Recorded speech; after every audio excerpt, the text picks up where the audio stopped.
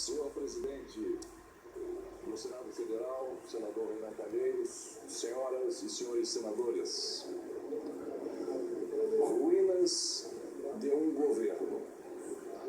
Este é o título de uma obra clássica de Rui Barbosa de 1931. Nela, o autor afirma: todas as crises que pelo Brasil estão passando e que dia a dia sentimos crescer aceleradamente, a crise política, a crise econômica, a crise financeira, não vêm a ser mais do que sintomas, exteriorizações parciais, manifestações reveladoras de um estado mais profundo de uma suprema crise, a crise moral. Em 1992, esse trecho foi utilizado por Barbosa Lima Sobrinho como introito à denúncia que apresentou contra mim. Ruínas do governo. É a expressão de Rui Barbosa para invocar as crises que atingiram o Brasil nos anos 30. Senhor presidente, jamais o Brasil passou como hoje por uma confluência tão clara, tão entrelaçada e aguda de crises na política, na economia, na moralidade e na institucionalidade.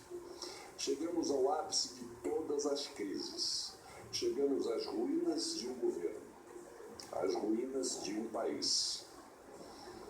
Este é o motivo pelo qual aqui e agora discutimos possíveis crimes de responsabilidade da Presidente da República. Não discutimos crimes comuns, isto é pacífico. A estes a Constituição reserva o juízo do Supremo Tribunal Federal. Ao Senado da República cabem a pronúncia e o julgamento quanto aos crimes de responsabilidade. Esta é uma diferenciação importante. Aqui julga-se responsabilidade. Em 1992, em processo análogo, bastaram menos de 4 meses entre a apresentação da denúncia até a decisão de renunciar no dia do último julgamento. No atual processo já se foram mais de 8 meses. A depender do resultado de hoje, mais 6 meses são previstos até o julgamento final. O rito é o mesmo, mas o ritmo e o rigor não. Basta lembrar, entre a chegada no Senado da autorização da Câmara até meu afastamento provisório, transcorreram 48 horas. Hoje estamos há 23 dias somente na fase inicial nesta casa. O parecer da comissão especial que hoje discutimos possui 128 páginas. O mesmo parecer de 1992, elaborado a toque de caixa, continha meia página, com apenas 2 parágrafos. Isso mesmo, 2 parágrafos. O tempo é outro, senhor presidente. Em 1992, fui instado a renunciar, na suposição de que as acusações contra mim fossem verdadeiras. Mesmo sem a garantia da ampla defesa pelo Congresso, em todas as fases, me utilizei de advogados particulares. 2 anos depois, fui absolvido de todas as acusações do Supremo Tribunal Federal. Portanto, dito pela mais alta Corte de Justiça do país, não houve crime. Mesmo assim, perdi meu mandato e não recebi qualquer tipo de reparação. Pelo contrário, depois da renúncia, recorri ao próprio Supremo Tribunal para ao menos reaver os direitos políticos que me cassaram. Mesmo se tratando de matéria eminentemente constitucional, direitos políticos, alheia ao mérito do impeachment, o Supremo negou o mandado de segurança sob a alegação de que não cabia à Corte se pronunciar sobre decisão do Senado, ainda que tomada após minha renúncia. À época dessa apreciação, o ministro Paulo Brossard chegou a ser interpelado pelo ministro Moreira Alves. Este chamou atenção para a incoerência do voto de Brossard, já que em seu livro sobre impeachment, o ministro defendia a impossibilidade do julgamento após a renúncia, e em seu voto se manifestava de forma inversa.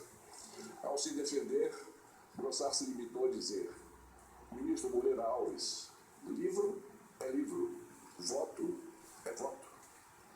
E para se justificar, assinalou, aspas, absolutória ou condenatória, justa ou injusta, sábia ou errônea, da decisão do Senado não cabe recurso direto ou indireto. Mas isto não é novidade. Todo órgão, seja de que natureza for, que decide em única ou última instância, decide inapelavelmente, acerte ou erre, encerra Brossard. Desculpem-me por voltar no tempo, mas o momento exige. Ainda na denúncia de 92, Lima Sobrinho pregava e até profetizava. Escreveu ele: nos regimes democráticos, o grande juiz dos governantes é o próprio povo. Representar o povo significa, nos processos de impeachment, interpretar e exprimir o sentido ético dominante diante dos atos de abuso ou traição da confiança nacional. A suprema prevaricação que podem cometer os representantes do povo em processos de crime de responsabilidade consiste em atuar sob pressão de influências espúrias ou para a satisfação de interesses pessoais ou partidários. Em suma, o presidente é de ser julgado com base nos largos e sólidos princípios da moralidade política, encerra Lima Sobrinho. Pois bem, senhor presidente, todas as tragédias que se podem imaginar reduzem-se a uma mesma e única tragédia: o transcorrer do tempo. É o mesmo tempo imperioso do mundo que nos traz a razão.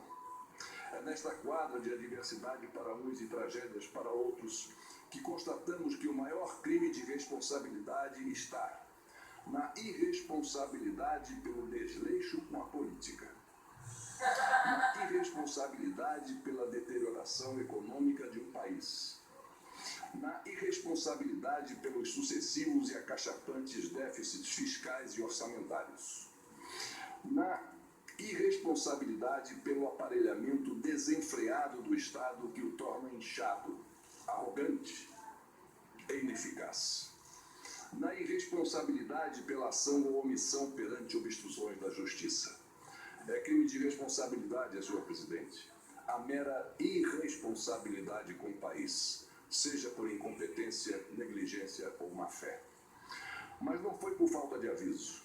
Desde o início deste governo, fui ao longo dos anos a diversos interlocutores da presidente para mostrar os problemas que eu antevia e que desembocaram nesta crise sem precedentes.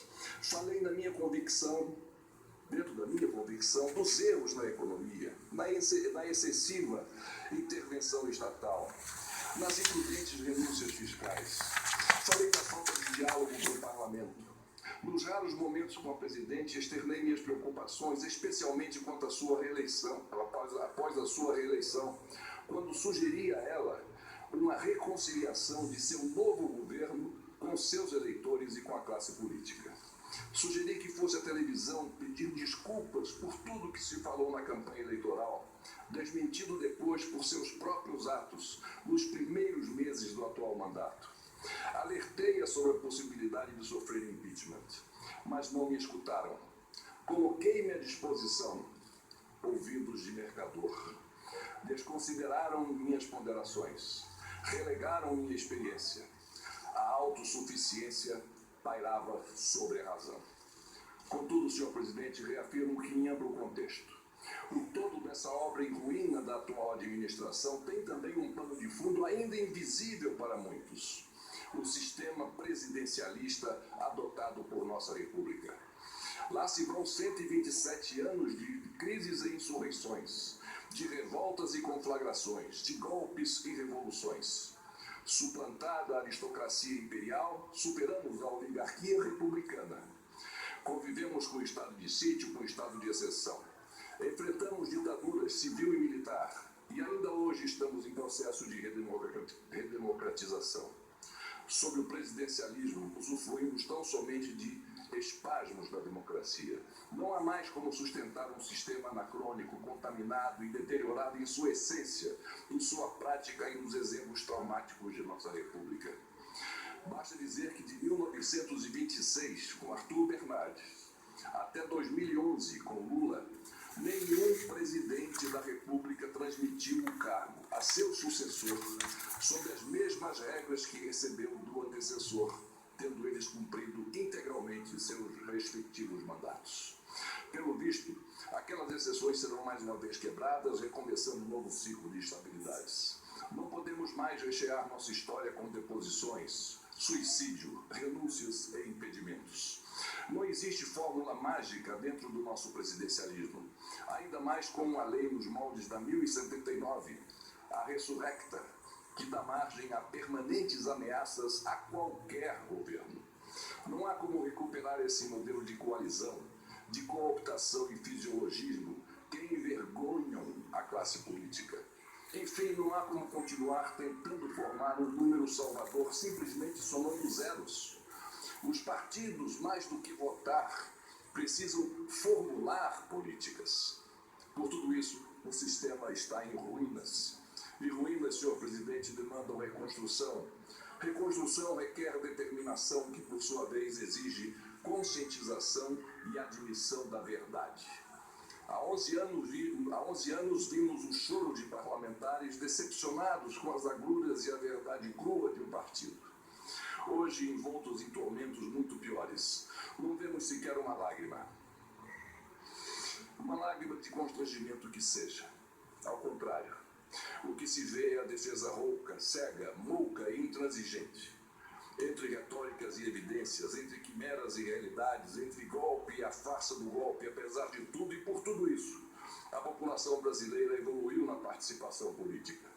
Mas admitamos, senhoras e senhores senadores, regredimos no agir da política. Reafirmo, uma nova política precisa se estabelecer, seja qual for o resultado de hoje. Precisamos virar esta página, repensar e instituir a política pela qual a sociedade clama. O atual processo de impeachment nada mais é do que a tentativa de, a partir do passado, aplainar o presente para decantar o futuro. Um futuro em que precisaremos conciliar uma altiva e corajosa voz de comando do Executivo com a moderadora e conciliadora voz do Legislativo. Para concluir, reproduzo o trecho do livro Collor Presidente, do historiador Marco Antônio Villa, que está prestes a lançá-lo. Novamente peço a compreensão por retornar a 92. Mas a lucidez do texto reflete o que aqui vivemos. Diz o autor, e aqui abro aspas. Fatos posteriores, já no século XXI, amplificaram o significado da ação ou inanição de Fernando Collor no auge da CPI e da denúncia na Câmara dos Deputados por crime de responsabilidade. Ele respeitou as solicitações dos parlamentares, encaminhou através do Banco Central e da Receita Federal toda a documentação solicitada, cumpriu as determinações legais, não coagiu o Supremo Tribunal Federal e respeitou a Constituição. Isso tudo em meio ao maior bombardeio midiático de nossa história e tendo de conviver com uma acelerada tramitação da denúncia e depois do processo, que criou obstáculos à plena defesa. Aceitou o afastamento e se preparou para a defesa no Senado. Perdeu. Buscou reparações na Justiça, defendeu-se em vários processos e acabou absolvido em todos eles, os que envolviam atos quando do exercício da presidência da República. A renúncia de Fernando Collor, o impeachment, nunca ocorreu, deu a ilusão de que as instituições forjadas pela Constituição de 88 tinham passado no teste, ledo engano. Acontecimentos posteriores e mais graves demonstraram que a consolidação do Estado Democrático de Direito é um longo processo, tarefa de várias gerações. A crise de 92 não passou de um momento de ampla e complexa rearticulação das elites política e econômica no interior do Estado, posicionando-se para embates que acabaram sendo travados ainda na última década do século XX e no início do século XXI, por aqueles que tinham quadros, mais do que programas, para gerir a coisa pública. Encerro, senhor presidente, dizendo: a história me reservou este momento. Devo vivê-lo no estrito cumprimento de um dever, porém inspiro-me no ensinamento de Holbach. Tudo nos prova que a cada dia nossos costumes se abrandam, os espíritos se esclarecem e a razão conquista terreno. Muito obrigado, senhor presidente. Cumprimento o senador Fernando Collor pelo grande registro histórico que proporciona a essa histórica sessão. Eu ontem, me permitam lembrar, eu fiz questão de presidência do Senado Federal que essa lei do impeachment, essa lei 1079, é por si só, um fator de desestabilização. Eu acho que esse é o ensinamento que a crise tenta mais uma vez fazer. Nós não entendemos, o Legislativo entendeu menos, o Executivo entendeu menos ainda o que aconteceu em 2013, e hoje generalizar esse discurso, generalizar a responsabilidade é um erro histórico.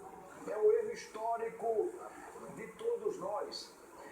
O que houve com a repetição de erros é que o governo perdeu a centralidade da nação, perdeu a defesa do interesse nacional.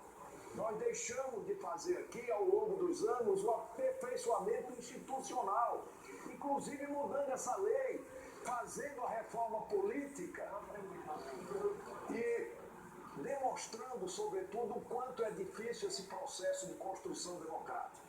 Eu, mais uma vez, quero cumprimentar o senador Fernando Collor pelo histórico depoimento e quero cumprimentar todos os senadores pelo altíssimo nível com que essa sessão está sendo levada.